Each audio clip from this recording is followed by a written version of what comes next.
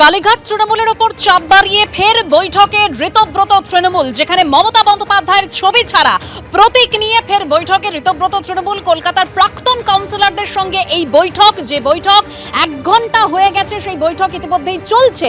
আমার দুই প্রতিনিধি আমার সঙ্গে সেখান থেকে সরাসরি রয়েছেন, একদিকে অনির্বাণ বিশ্বাস, অন্যদিকে উজ্জ্বল মুখোপাধ্যায়। আমি শুরুতেই অনির্বাণের কাছে যাব। অনির্বাণ, প্রায় 1 ঘন্টারও বেশি সময় হতে চললো এই বৈঠক চলছে, বৈঠকে কারা কারা উপস্থিত রয়েছেন? দেখো, তোমাকে প্রথমে জানিয়ে রাখি যে বৈঠক চলছে কলকাতা পুরসভার প্রাক্তন কাউন্সিলরদেরকে নিয়ে। সেই বৈঠকে 47 জন কাউন্সিলর উপস্থিত রয়েছেন এবং 4 জন বিধায়ক উপস্থিত রয়েছেন।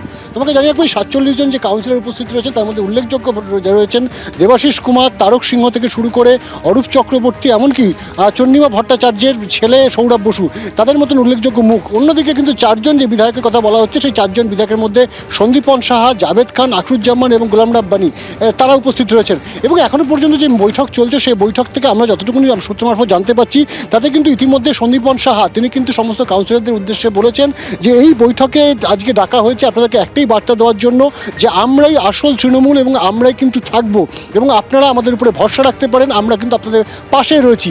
এর পাশাপাশি যেটা জানো যে তুমি গত কয়েকদিন ধরেই কিন্তু কলকাতা শহরে একাধিক তৃণমূল কাউন্সিলর বিভিন্ন অভিযোগে তারা গ্রেপ্তার হয়েছেন। স্বাভাবিকভাবেই একটা বিষয় বারে বারে উঠে আসছিল যে এই সমস্ত কাউন্সিলর তাদের কিন্তু অনেকেরই পুলিশের বিভিন্ন মামলায় তারা কিন্তু ফেসে যেতে পারেন, অ্যারেস্ট হতে পারেন, এরকম একটা আশঙ্কার জায়গায় রয়েছে। ফলত আইনি সহায়তা দেওয়ার বিষয়টি কীভাবে ভাবছে সেই বিষয়টি নিয়ে কিন্তু স্পষ্ট রূপরেখা এই ঋতব্রতপন্থী তৃণমূল কংগ্রেসের তরফ থেকে কিন্তু দেওয়া হতে পারে। আজকে যেমন বৈঠকে সিদ্ধান্ত হয়েছে যে আগামী সপ্তাহে যে সমস্ত বিদ্রোহী বিধায়করা রয়েছে, সেই বিদ্রোহী বিধায়করা কিন্তু এই সমস্ত তৃণমূল কাউন্সিলরদেরকে নিয়ে তারা কিন্তু কলকাতা পুলিশ কমিশনার তার সঙ্গে দেখা করতে পারেন। সেক্ষেত্রে তাদেরকে যেটা আবেদন করতে পারেন যে কোনো ফলস কেসে যাতে কোনো ধরনের কোনো কাউন্সিলরকে ফাঁসিয়ে না দেওয়া হয়, সামাজিকভাবে তাদের মান সম্মান যেন ক্ষুণ্ণ না হয় সেই বিষয়টি নিশ্চিত করতে। তবে সবচেয়ে বেশি উল্লেখযোগ্য যেটা, যে আজকের বৈঠকে কিন্তু গড় হাজির রয়েছেন ফিরহাদ হাকিম। তিনি কিন্তু আজকের বৈঠকে নেই। আমরা জানি যে আজকে সকালবেলাতেই কালীঘাটপন্থী নেতা কুণাল ঘোষ তার তরফ থেকে কিন্তু একটা বার্তা দেওয়া হয়েছিল। তিনি কিন্তু বলেছিলেন যে বিকেল 5টার মধ্যে তাকে অ্যারেস্ট করা হয় কিনা তিনি দেখতে চান। অন্যদিকে আজকে বৈঠকে ফিরহাদ হাকিম উপস্থিত থাকেন কিনা সেটাও তিনি দেখতে চান। যদিও উল্লেখযোগ্যভাবে কিন্তু আজকে ফিরহাদ হাকিম এই বৈঠকেও নেই এবং ভার্চুয়াল মাধ্যমেও কিন্তু তিনি নেই, এমনটি কিন্তু আমরা জানতে পারছি।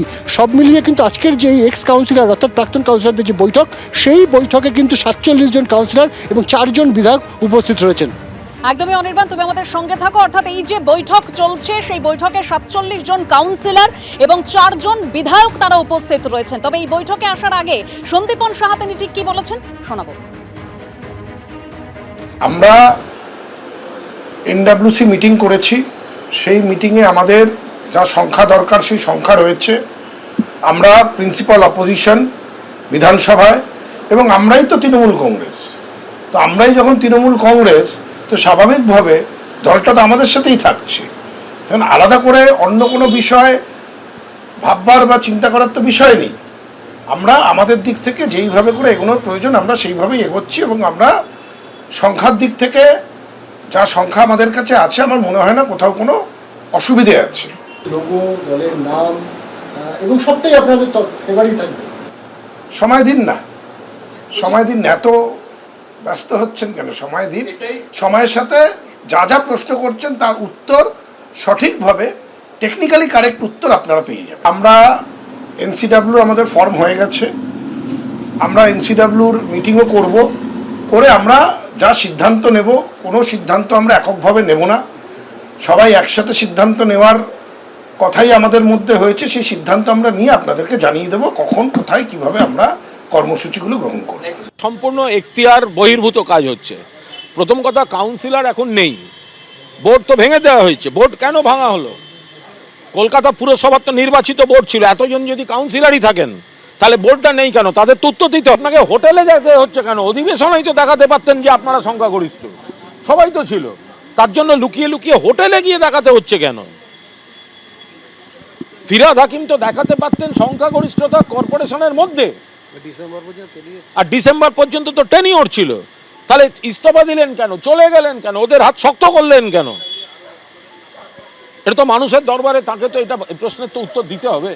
এবিপি আনন্দ, এগিয়ে থাকে, এগিয়ে রাখে।